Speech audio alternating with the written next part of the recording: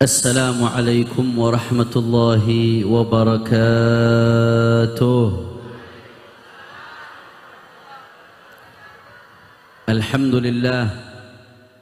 Alhamdulillahi rabbil alamin wa bihi nasta'in ala umurid dunya waddin. Allahumma fassalli wa sallim wa barik wa karrim wa majjid wa azzim ala sayyidina wa habibina وشفيعنا ونور قلوبنا محمد الفاتح لما أغلق والخاتم لما سبق ناصر الحق بالحق والهادي إلى الصراط المستقيم وعلى آله وصحبه حق قدره ومقداره العظيم يا فتاح يا عليم. أما بعد, yang sama-sama kita hormati dan kita muliakan pimpinan Pondok Pesantren Al-Husaini, guru kita bersama Al-Muhtaram wal Mukarram Al-Habib Ali bin Tahir Ba'alawi. Begitu pula segenap putra-putra beliau. Juga hadir di tengah-tengah kita ada orang tua kita dari Purwakarta, Al-Habib Salim As-Saggaf, yang Masya Allah walaupun usia beliau sudah 80 lebih, tadi masih dengan semangat memberikan nasihat kepada kita. Juga hadir di tengah-tengah kita ada para kiai, ada Kiai Haji Abdurrahman Bustami dari Ciawi, Habib Lutfi Al-Haddad, Habib Ali, para habaib lainnya. Begitu juga ada paman saya Habib Hussein bin Umar Al-Attas dan semuanya.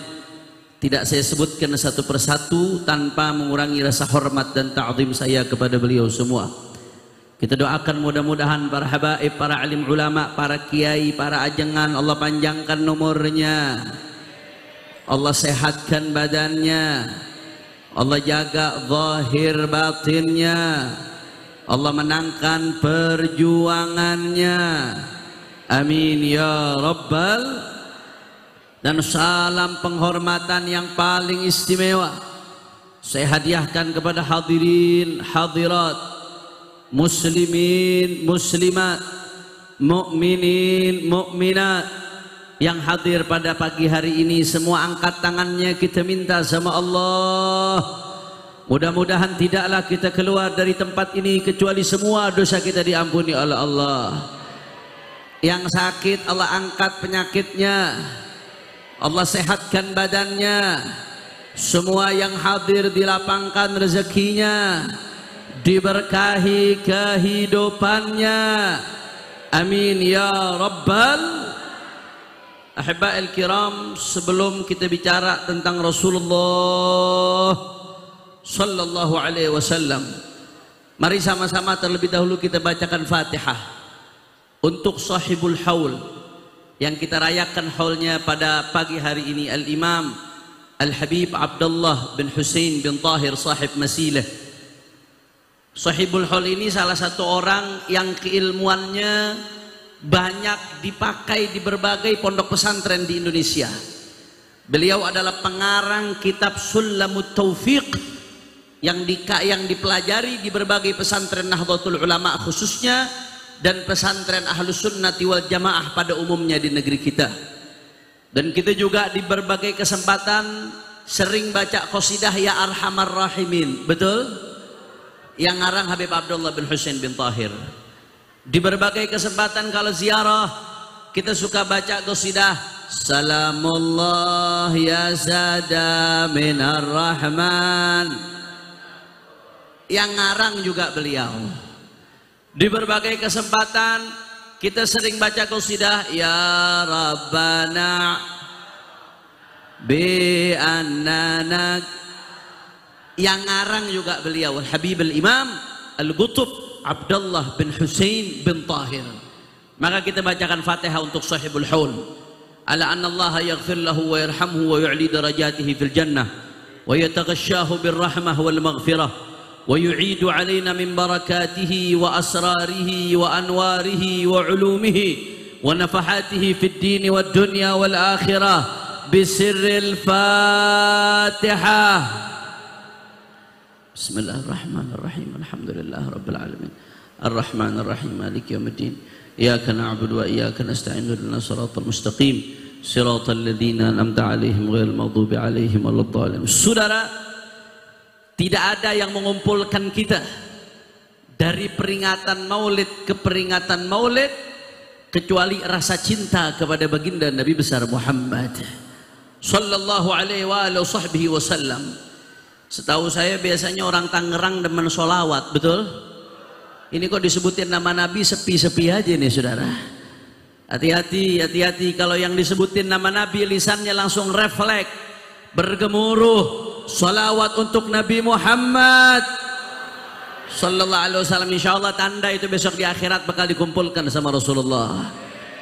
Tapi disebutin nama Nabi diam aja, adem ayem aja, berat lisannya sholawat. Jangan-jangan itu jadi tanda besok di akhirat akan jauh dari Nabi Muhammad. Na'udzubillah min.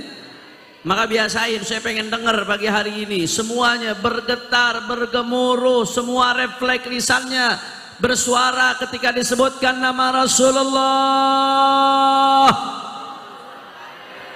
Allahumma shalli wa sallim barik alaihi. Saudara, kemarin di Solo, Masya Allah tabarakallah, itu ketika acara puncak Maulid saudara, ketika hari Kamis subuh yang hadir lebih dari 1 juta orang dari berbagai pelosok negeri, panjangnya jamaah dari berbagai ruas jalan sampai lebih dari 5 km saudara. Luar biasa. Apa yang menggerakkan semuanya untuk hadir? Tidak lain dan tidak bukan adalah rasa cinta kepada Rasulullah sallallahu alaihi wasallam. Saudara, cinta kalau udah berkaitan dengan Nabi maka bukan sekedar cinta. Tapi kalau cinta sudah berkaitan dengan Nabi saudara, fahuwa syartu kamalil iman. Dia merupakan syarat kesempurnaan iman. Rasulullah sendiri yang mengatakan dalam sabdanya, faqala sallallahu alaihi wasallam, la yu'minu ahadukum hatta akuna ahabba ilaihi min waladihi wa walidihi wan nasi ajma'in. Di dalam Sahih Bukhari saudara, kata Rasulullah, tidak beriman seseorang di antara kalian sampai aku lebih dicintai, kata Nabi, melebihi sahabatnya sendiri, melebihi orang tuanya sendiri, melebihi anaknya sendiri, melebihi pasangannya sendiri, lebih cinta Rasulullah sallallahu alaihi wasallam. Bahkan gak sampai di situ saudara, diri sendiri. Yang namanya manusia pasti akan mencintai diri sendiri melebihi apapun saudara. Tapi kalau berkaitan dengan Nabi, maka harus kita mencintai Nabi melebihi diri kita sendiri. Ibadallah, apa kata Nabi dalam hadis sahih riwayat Al-Bukhari, la yu'minu ahadukum hatta akuna ahabba ilaihi min nafsih.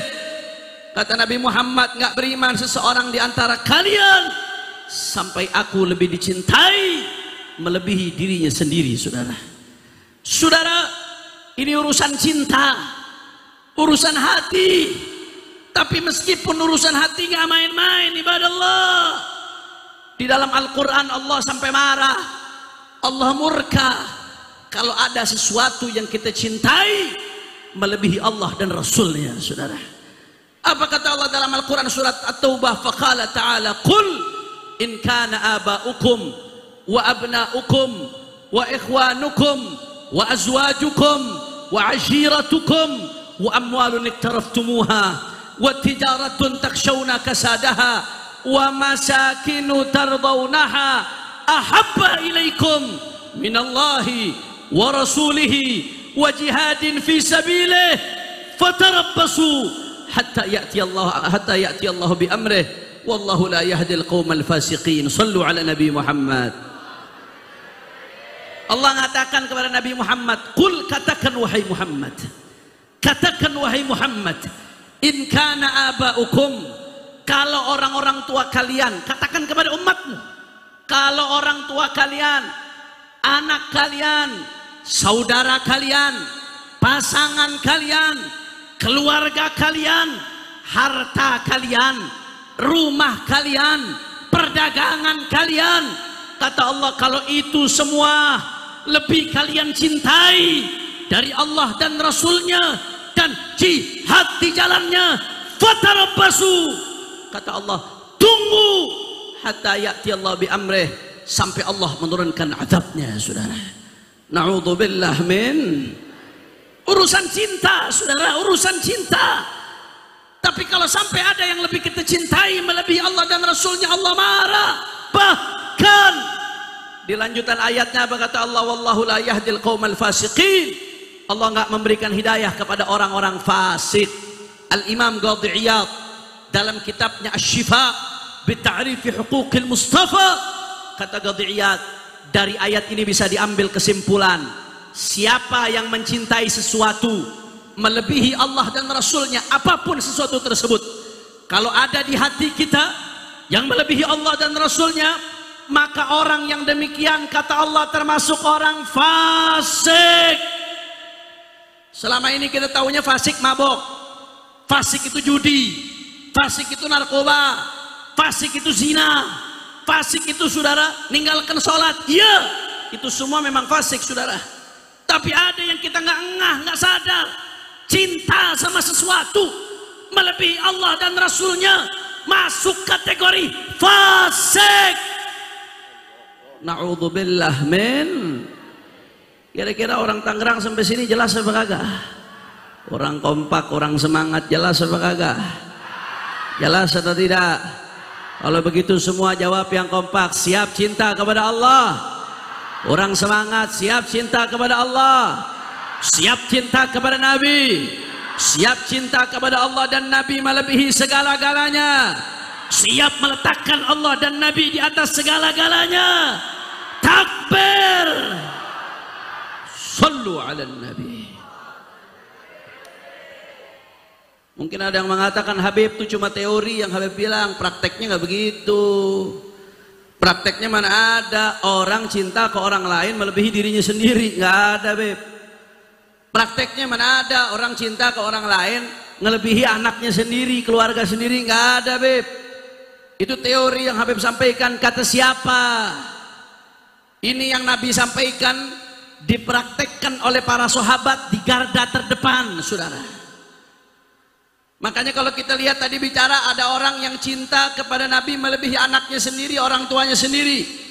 Itu ditunjukkan langsung oleh Sayyiduna Abu Bakar As-Siddiq radhiyallahu an. Biasain yang kompak. Kalau disebutin nama sahabat semua jawab apa? Radhiyallahu an. Kenapa kita penting baca radhiyallahu an? Karena dengan mengucapkan radhiyallahu anhu aja itu mengeluarkan penyakit Rafidhah anti sahabat dari dalam hati, saudara. Ngucapin radhiyallahu anhu doang nggak main-main, itu ngeluarkan penyakit Rafidhah benci sahabat dari dalam hati, saudara. Cuma ngucapin radhiyallahu anhu, karena orang benci sahabat nggak mau nyebut radhiyallahu anhu, saudara. Makanya kalau disebut nama sahabat, contohnya Sayyiduna Abu Bakar As-Siddiq radhiyallahu anhu. Sayyidina Abu Bakar pernah mengatakan kepada Rasulullah, "Walladzi ba'atsaka bil haqq la islamu Abi Thalib aqarra li'aini min islami Abi Quhafah li'annahu aqarru li'inik." Sallu ala Nabi Muhammad. Kata Sayyidina Abu Bakar, saudara kepada Nabi, "Walladzi ba'atsaka bil haqq ya Rasulullah, demi zat yang mengutusmu membawa kebenaran, andai kata pamanmu Abu Thalib masuk Islam." Nabi SAW, saudara, ketika Nabi masih di kandungan, ayahnya Sayyidina Abdullah wafat. Setelah Sayyidina Abdullah wafat, Nabi dilahirkan. Nabi diurus oleh ibunya Sayyidatuna Aminah. Setelah itu Nabi dikirim ke desa Bani Sa'ad menyusu kepada Sayyidatuna Halimatus Sa'diyah. Setelah itu, setelah syaqqus sadar, dibelah dada Nabi, kejadian itu Nabi dibalikin lagi ke Sayyidatuna Aminah. Nggak lama kemudian Sayyidatuna Aminah wafat. Saya mau tanya nih ibu-ibu, Bu, sehat Bu? Bu, yang jawabnya semangat saya doain makin disayang sama suami. Yang jawabnya lemes saya doain lakinya kawin 3. Bu, setelah Siti Aminah wafat, yang ngerawat Nabi siapa, Bu? Nah, ikhtilaful ummahat, perbedaan pendapat di antara ibu-ibu, saudara. Saya ganti pertanyaannya, Bu. Jawab yang kompak. Yang jawabnya kompak saya doain rezekinya berkah. Bu, tahu Anang Hermansyah, Bu? Istrinya Anang Hermansyah yang sekarang siapa, Bu? Oh, kompak, nggak ada khilaf, Bu. Sebelum Asanti istrinya Anang siapa, Bu? Krisdayanti. Anang sama Krisdayanti kawin dapat anak perempuan, namanya siapa, Bu? Kompak, nggak ada khilaf. Aurel nikah sama siapa, Bu? Wah, manaqib Anang Hermansyah radhiyallahu anhu apal, saudara. Giliran ditanya keluarga Nabi langsung kehet, nggak tahu. Innalillahi. Eta sing namina kehet, kiai eta namina kehet eta. Saya sengaja ngasih komparasi, Bu, perbandingan, sengaja saya lakukan itu. Kenapa? Supaya kita sadar begitu jauhnya kita dari Rasulullah Sallallahu Alaihi Wasallam. Dari hadir maulid ke maulid, pengajian ke pengajian, nama keluarga Nabi nggak tahu. Giliran nama artis, keluarganya lengkap tahu. Padahal belum tentu dia bisa menyelamatkan kita di akhirat, saudara. Betul atau tidak? Betul atau tidak? Yang ngerawat Nabi setelah Siti Aminah kakeknya Abdul Muthalib. Setelah Sayyidina Abdul Muthalib wafat, yang ngerawat Nabi pamannya Abu Talib. Setelah Abu Talib, saudara, Abu Talib ini pamannya Nabi, ayah dari Sayyidina Ali bin Abi karramallahu wajhahu. Berarti Nabi sama Sayyidina Ali jatuhnya apa? Bingung lagi. Sepupu. Saudara, singkat cerita, Abu Talib ini, saudara, merawat Nabi. Bahkan sampai Nabi diutus, Abu Talib masih bersama Nabi. Ketika Nabi diganggu oleh kufar Quraisy, Abu Talib pasang badan, saudara, buat jaga Nabi. Karena beliau sesepuh di kalangan Quraisy dan dihormati oleh orang-orang Quraisy, saudara. Makanya Abu Talib nggak menunjukkan keislamannya sebagai strategi. Karena kalau keislamannya ditunjukkan, nanti khawatir nggak efektif lagi untuk menjadi pasang badan buat Nabi, saudara. Masya Allah, tabarakallah. Nabi pengen banget Abu Talib masuk Islam. Makanya nanti di akhir hayatnya ulama ada khilaf, beda pendapat. Sebagian ulama Ahlus Sunnati wal Jamaah mengatakan nggak tahu Abu Talib syahadat sampai akhir hayat. Tapi banyak di antara ulama Ahlus Sunnati wal Jamaah, khususnya dari kalangan Sufiyah, khususnya dari kalangan Ahlul Bait, di antaranya Sayyid Ahmad Zaini Dahlan sampai nulis kitab judulnya Asnal Matalib fi Najati Abi Talib. Al-Imam Al-Barzanji yang biasa kita baca maulidnya sampai nulis satu kitab khusus menjelaskan tentang Abu Talib di akhir hayatnya masuk Islam. Alhamdulillah. Makanya kalau saya nyebut Sayyiduna Abu Talib radhiyallahu anhu, kenapa ngikutin ulama-ulama tadi, saudara? Ibadah Allah, singkat cerita, ketika itu Nabi pengen banget Abu Talib masuk Islam, saudara. Akhirnya apa kata Sayyidina Abu Bakar? La islamu Abu Talib agar li'aini min Islam Abi Quhafah. Ya Rasulullah, andai kata Abu Talib masuk Islam, itu lebih membuat aku senang daripada ayahku sendiri Abu Quhafah masuk Islam. Kenapa? Apakah Sayyidina Abu Bakar nggak sayang ayahnya? Sayang beliau sama ayahnya, saudara. Tapi li'annahu aqarru li'ainik, karena kalau Abu Talib masuk Islam, itu lebih menggembirakan hatinya baginda Nabi Muhammad. Allahumma shalli ala Muhammad. Cinta sama orang tua, tapi kalau udah urusan Nabi, yang lain dikesampingkan dulu, saudara. Begitu pula Sayyiduna Umar bin Al-Khattab radhiyallahu anhu. Sayyidina Umar bin Al-Khattab nggak mau kalah. Ketika itu paman Nabi Abbas belum masuk Islam. Apa kata Sayyidina Umar? Antuslima ya Abbas ahabbu ilayya min islami Abi Khattab. Wahai Abbas, andai kata kamu masuk Islam, itu lebih membuat aku senang daripada ayahku sendiri Khattab masuk Islam. Kenapa? Karena kalau Abbas masuk Islam, itu lebih menggembirakan hatinya baginda Nabi besar Muhammad sallallahu alaihi wasallam. Nggak sampai di situ, saudara. Bahkan perempuan dari kalangan sahabat Ansar, perempuan yang katanya dibilang rapuh, perempuan yang katanya dibilang lemah, gampang menangis, gampang sedih, Perempuan yang kalau di zaman sekarang naik motor sennya ke kiri beloknya ke kanan, saudara. Perempuan, wanita di zaman sahabat ketika hatinya dipenuhi dengan rasa cinta kepada Rasulullah sallallahu alaihi wasallam, saudara, rombongan perang Uhud pulang dari perang Uhud. Ketika itu banyak para sahabat yang gugur sebagai syahid. Orang-orang kafir munafik bikin isu Rasulullah juga wafat. Apa tujuan mereka bikin isu? Supaya umat Islam ngedon, saudara.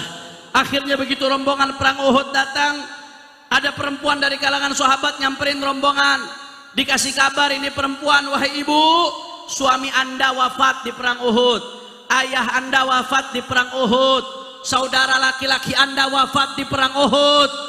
Ibu ini dapat kabar suami, ayah, saudara laki-laki wafat. Bu, ini ibu-ibu yang nggak jawab berarti pengen lakinya kawin lagi nih. Bu, kira-kira dapat kabar laki, bapak, saudara wafat sekaligus, kaget apa kagak?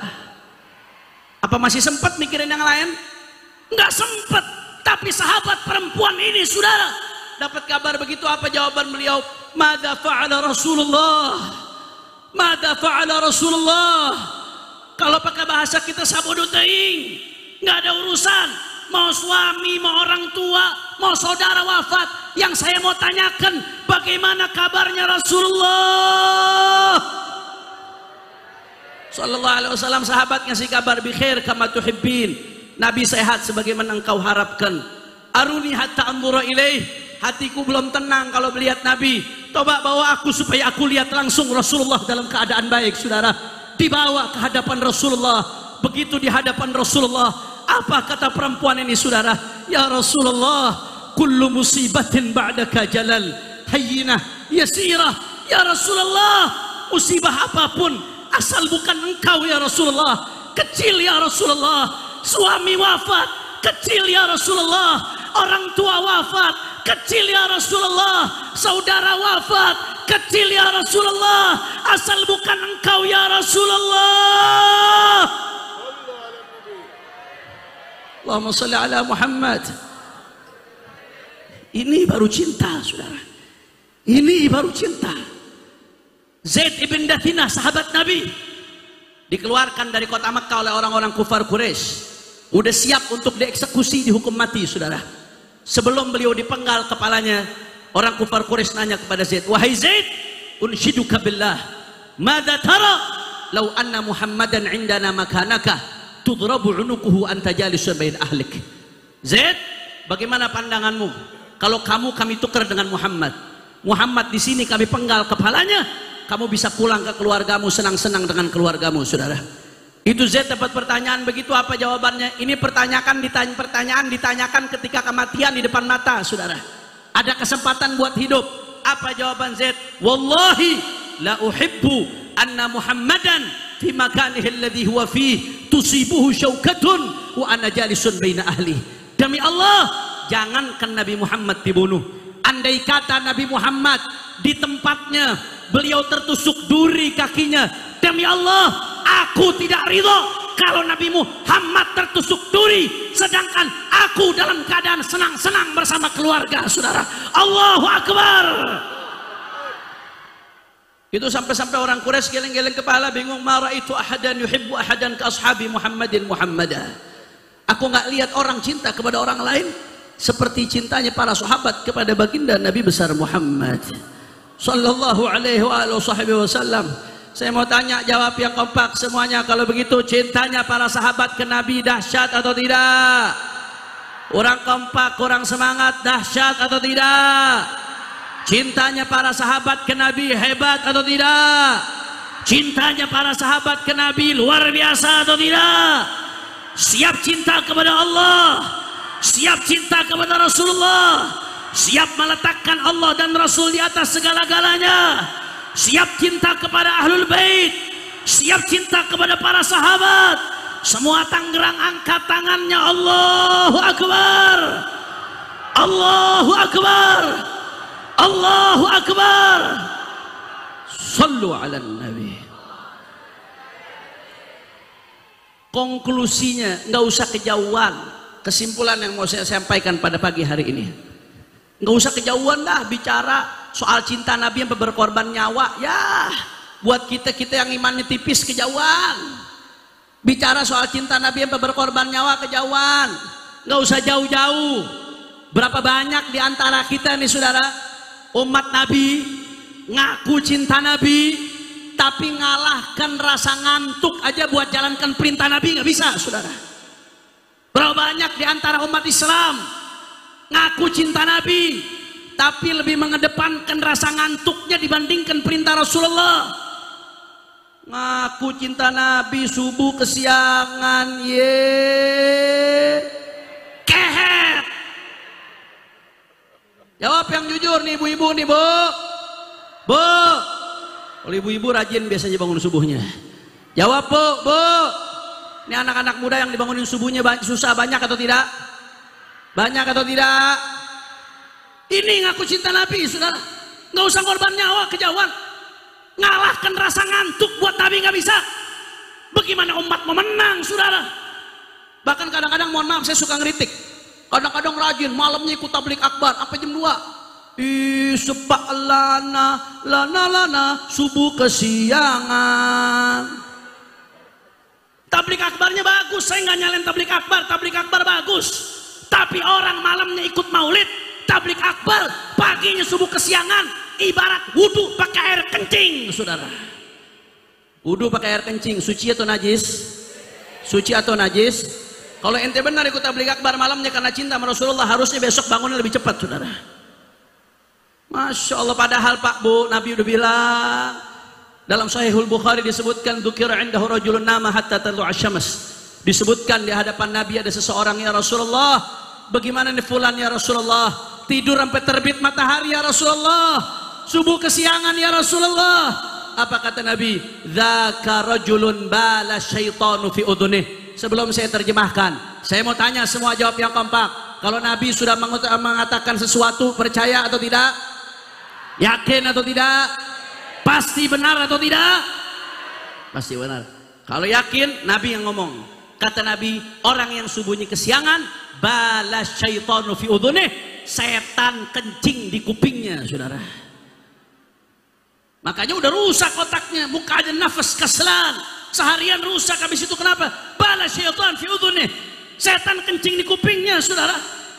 Makanya saya selalu bilang pakai bahasa Betawi, ini kalau ada orang kesiangan subuh, mau ganteng kek, mau cantik kek, mau kaya kek, mau pinter kek, mau rakyat kek, mau pejabat kek, apalagi Habib, saudara, apalagi Ustadz, kalau sampai kesiangan subuh, palenya jadi jamban setan, saudara.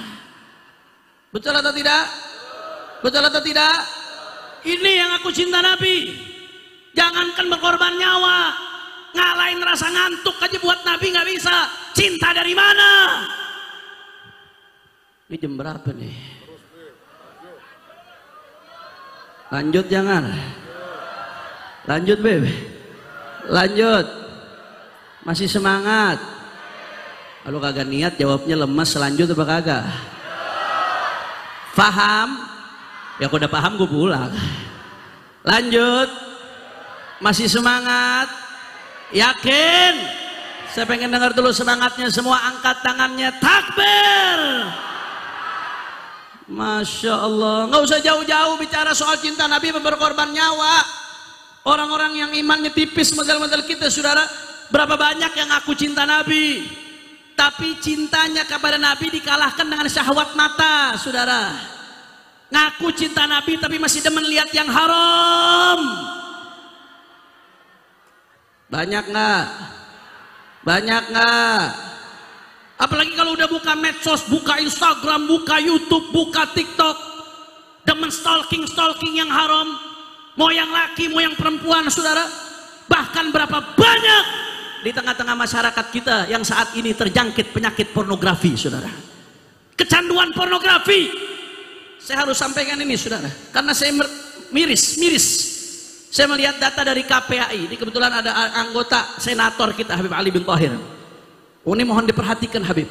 Saya dapat data dari KPAI, Komisi Perlindungan Anak Indonesia. Begitu juga Kementerian Pemberdayaan Ibu dan Anak Indonesia. Anda tahu saudara, ini nggak usah bicara orang dewasa, bicara anak-anak dulu saudara. Anak-anak laki-laki di bawah umur, 66% anak laki-laki di bawah umur pernah mengakses pornografi saat ini saudara. Beb, anak perempuan bagaimana Beb?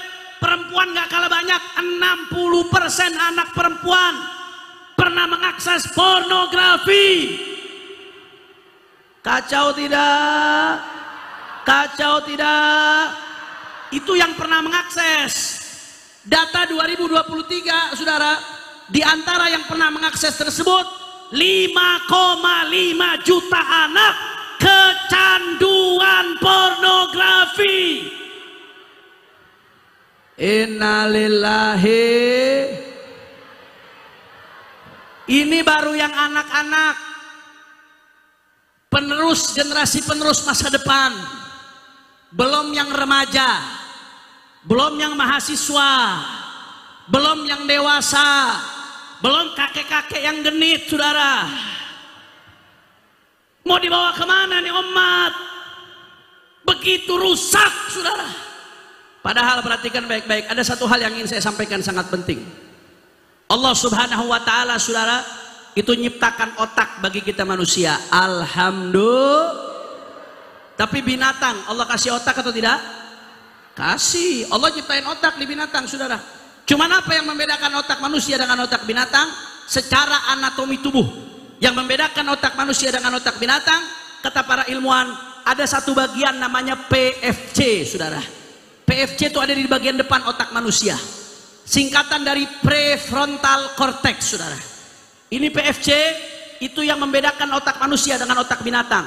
Fungsi PFC untuk bedakan mana baik mana buruk, mana salah mana benar, supaya orang bisa beretika dengan baik, supaya bijak dalam mengambil keputusan. Itu menggunakan bagian otak yang disebut dengan PFC saudara. Celakanya para ilmuwan menjelaskan PFC ini gampang rusak Pak Bu, rawan rusak. Bagaimana PFC rusak Habib? Kalau otak banyak memproduksi dopamin saudara. Bagaimana otak memproduksi dopamin secara berlebih? Di antaranya kalau orang kecanduan narkoba. Orang kalau udah kecanduan narkoba, narkotika, minuman keras, otaknya akan banyak memproduksi dopamin, maka PFC-nya rusak. Makanya saya mau tanya, orang kalau kecanduan narkoba dinasehatin susah apa kagak? Diajak baik susah atau tidak? Diajak sholat susah apa kagak? Diajak benar susah atau tidak? Kenapa? Karena otaknya Tapi kata ilmuwan ada yang lebih parah. Narkoba ngerusak di 3 titik saudara. Ada yang ngerusak sampai di 5 titik. Narkoba aja udah parah. Ada yang lebih parah sampai 5 titik saudara. Apa itu saudara? Kata para ilmuwan namanya narkolema. Coba diulangin semuanya apa? Orang Tangerang pernah dengar narkolema? Narkoba lewat mata saudara. Apa itu narkoba lewat mata Habib? Pornografi.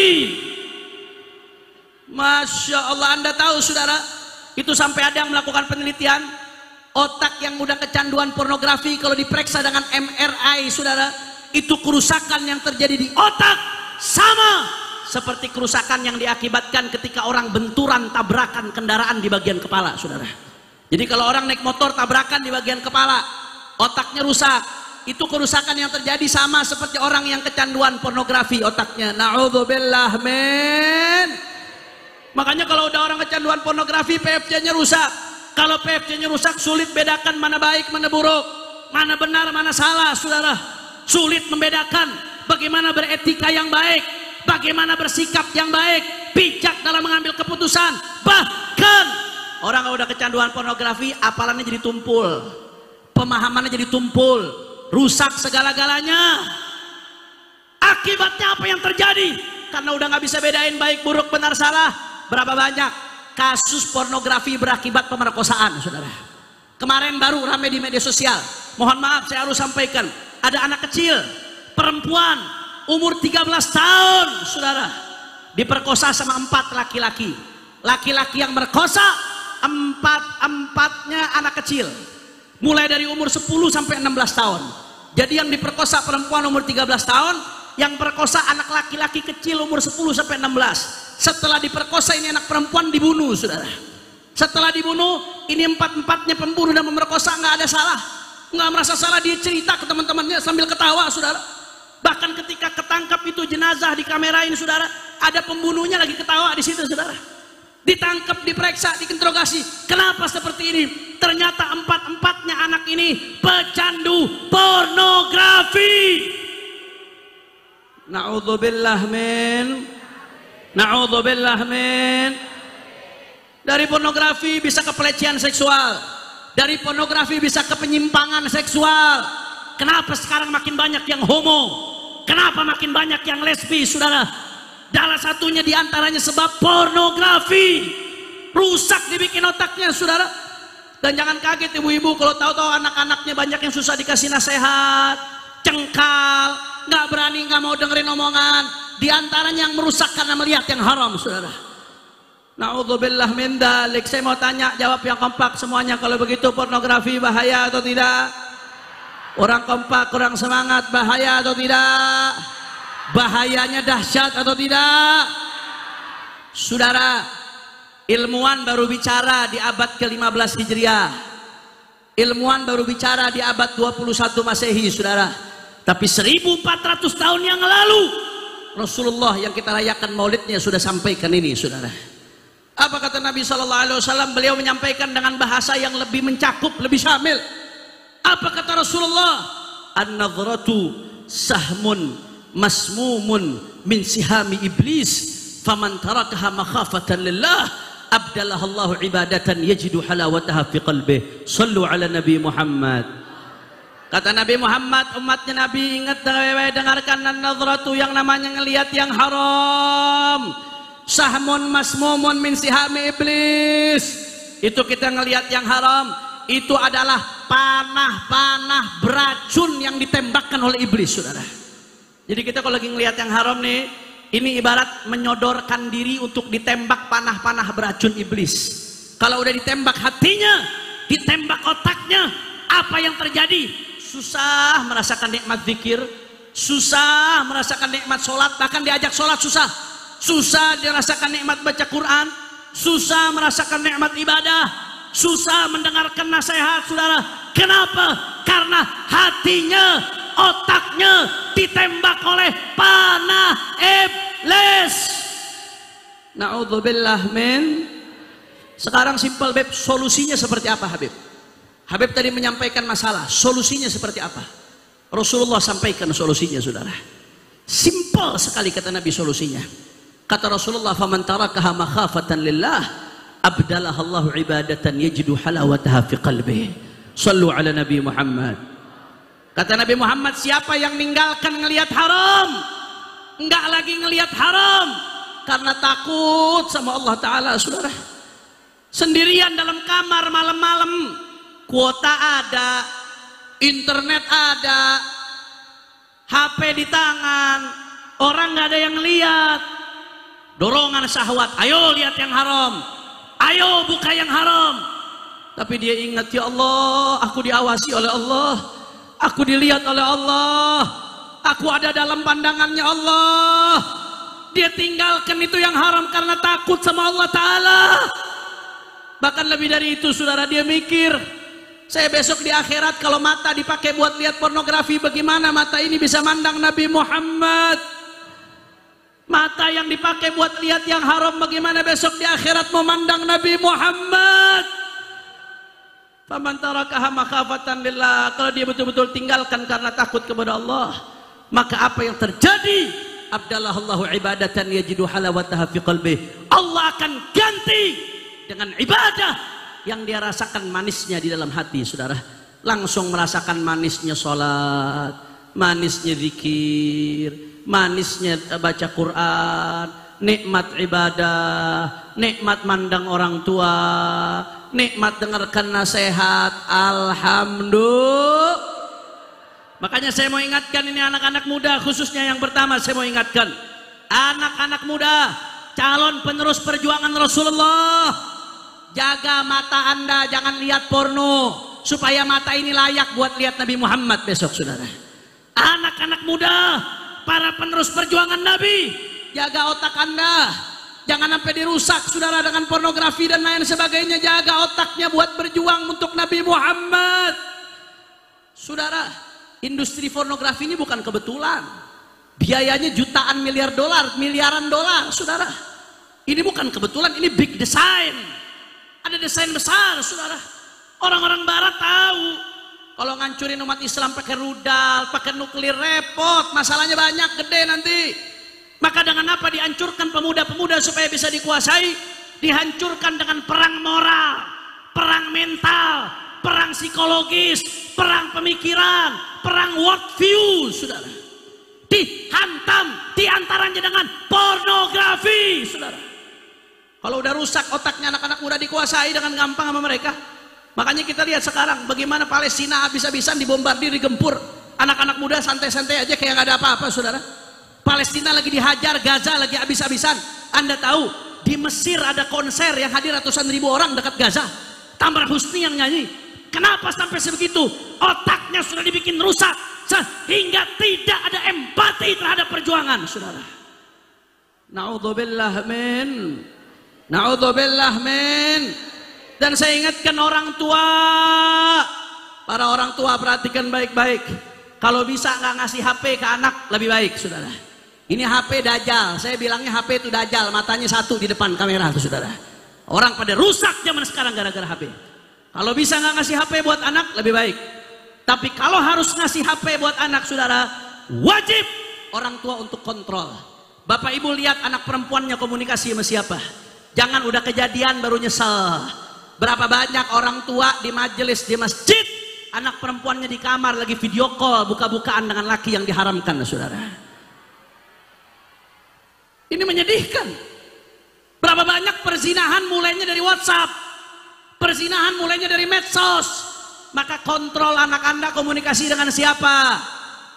Lihat anak-anak Anda apa yang dibuka, aplikasi apa di HP-nya, di medsosnya apa yang mereka akses, saudara. Jangan udah nyesel, udah kejadian baru nyesel. Bahkan, mohon maaf Pak Bu, kadang-kadang game buat anak-anak kecil, bocil-bocil FF, saudara, bocil Free Fire, gamenya buat anak kecil, tapi iklannya berbau porno kadang-kadang, iklannya judi online.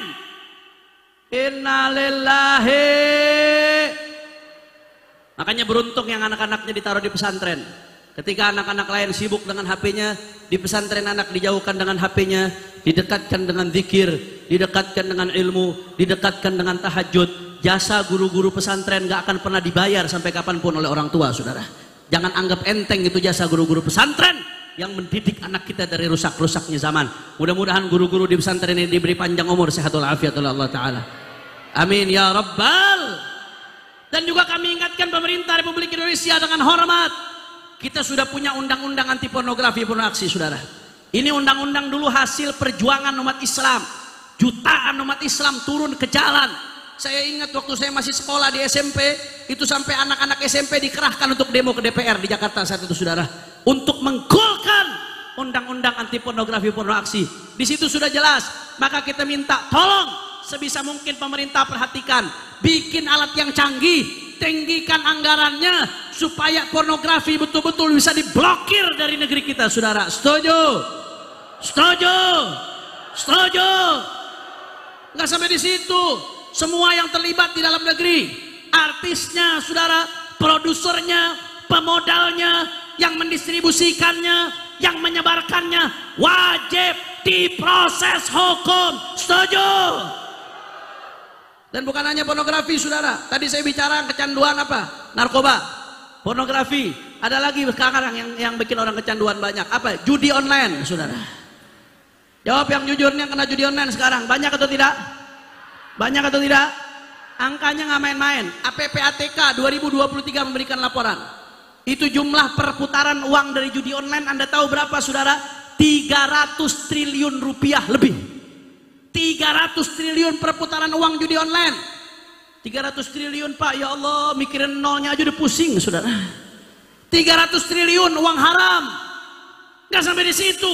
PPATK mengeluarkan data, lebih dari 3 juta rakyat Indonesia kecanduan judi online, saudara. Bahkan 190.000 lebih yang kecanduan judi online anak-anak di bawah umur, saudara. Hati-hati, kontrol diri Anda. Suami kontrol istrinya, istri kontrol suaminya, orang tua kontrol anaknya, saudara. Jangan sampai kena setan-setan ini, ibadah Allah. Dan juga kami minta pemerintah tegas. Saya mengapresiasi kemarin Polri itu nangkap operator-operator judi online. Bagus atau tidak? Bagus atau tidak? Dukung atau jangan? Bagus, kita dukung. Tapi jangan berhenti sampai di operator dong.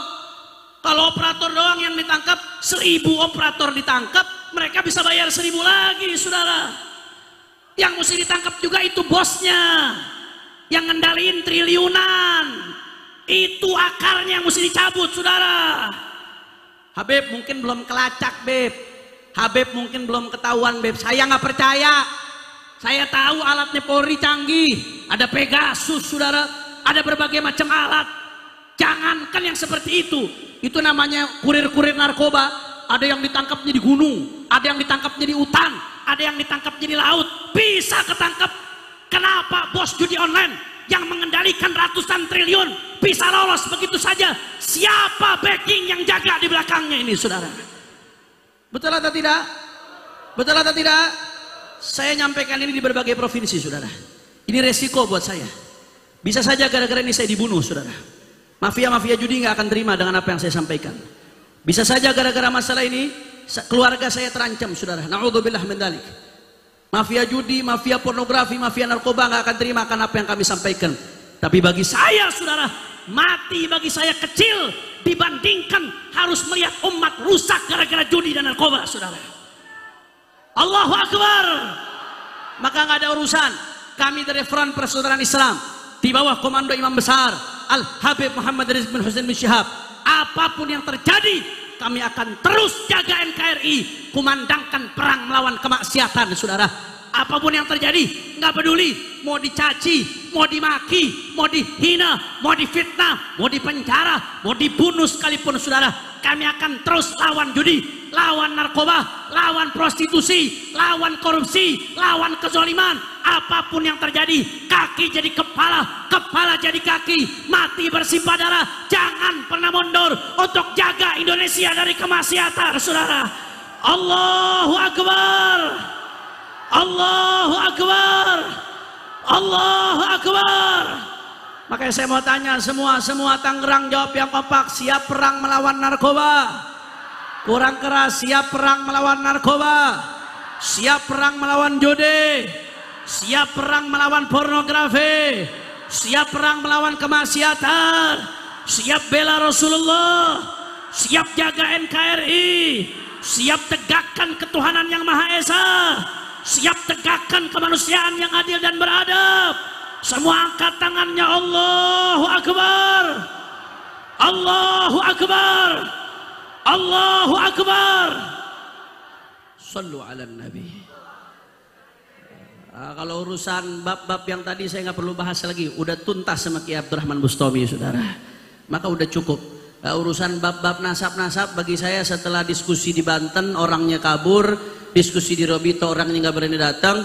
Setelah kita keluarkan buku yang ilmiah, cukup, udah beres. Banyak urusan lain yang mesti kita urusin, saudara. Betul?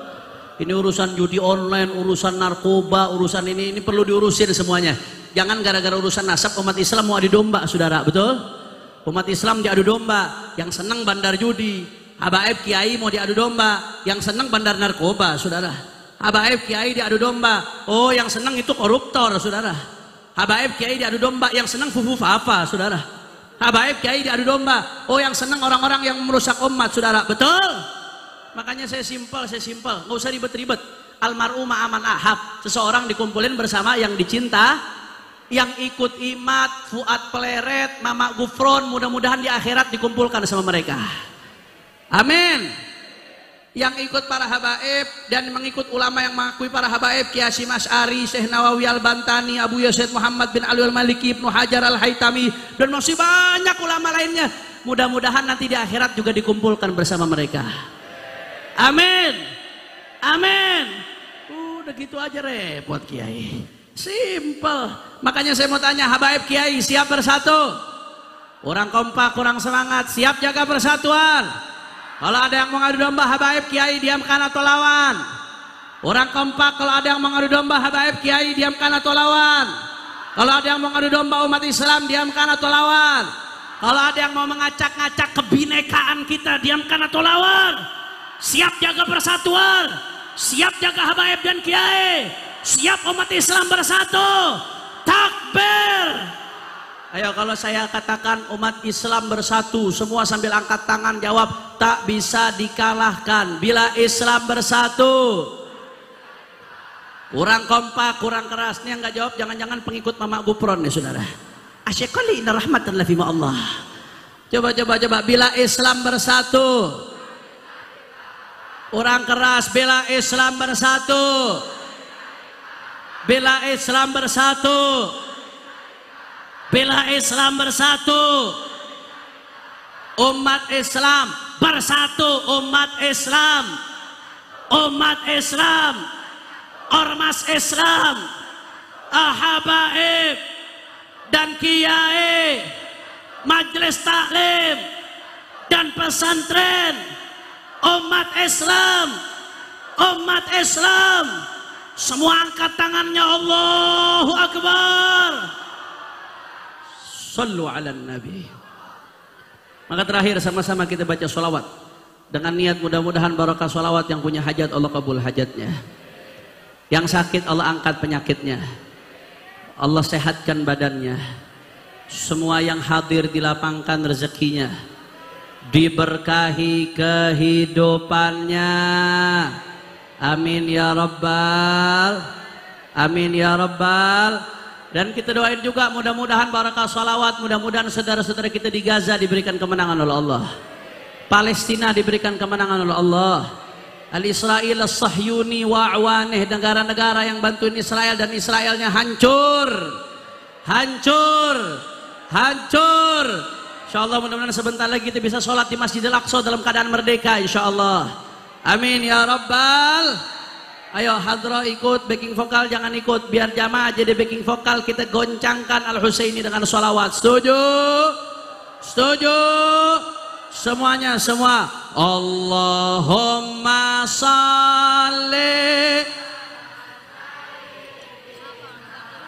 Muhammad wa ashghili zalimin in Allahumma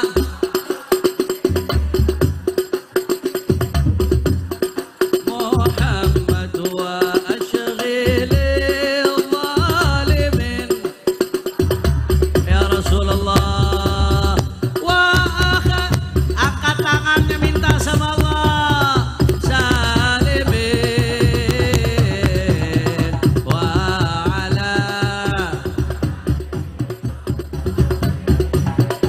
ajma'in. Semuanya Allahumma salli ala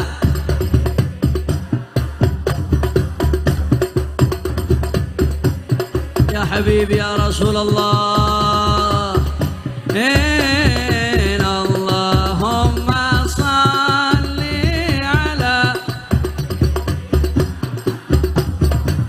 wa ashghili حبيبي يا رسول الله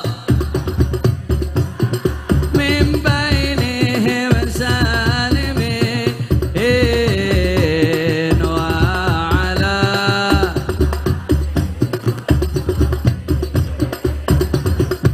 semuanya sallallahu rabbuna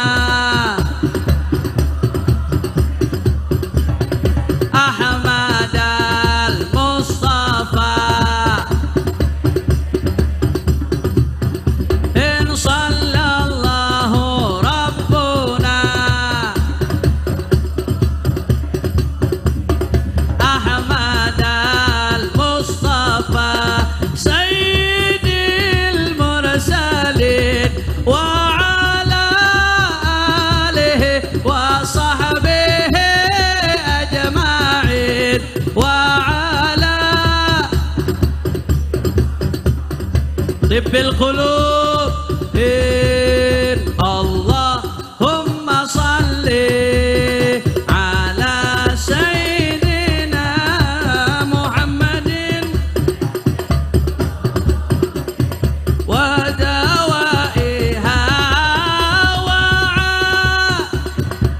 yang sakit sembuhkan ya Allah wa nuril absari wa ala alihi wa sahbihi Allah semuanya mudah-mudahan yang sakit disembuhkan oleh Allah, penyakit zahir, penyakit batin disembuhkan, yang susah dimudahkan, yang sedih disenangkan. Shifaiha wa nuril wa dhiyaiha wa ala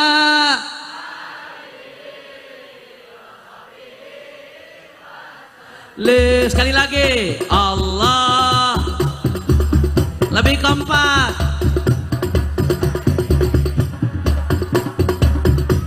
tibbil qulubi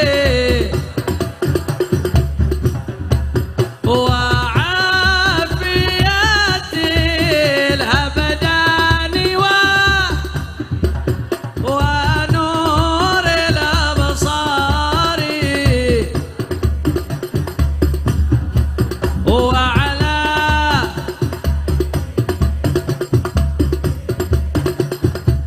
semua angkat tangannya, takbir, takbir, sallu ala nabi.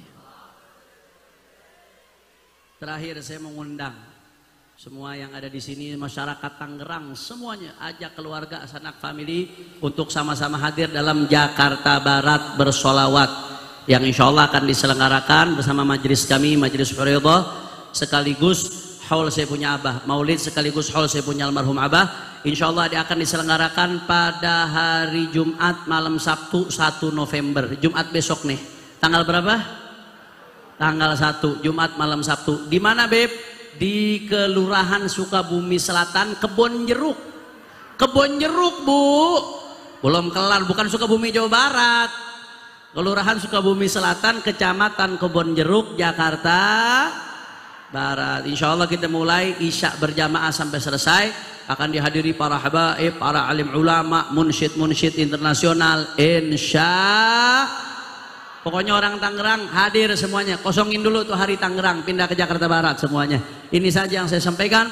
Mudah-mudahan yang sedikit ini bisa bermanfaat. Mohon maaf kalau ada salah-salah kata. Mohon maaf kalau ada yang kurang berkenan.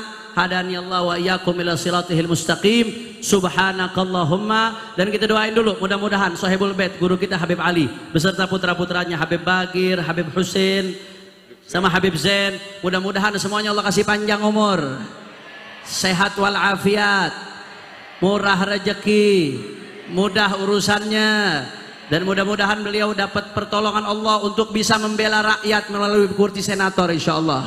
Amin ya rabbal.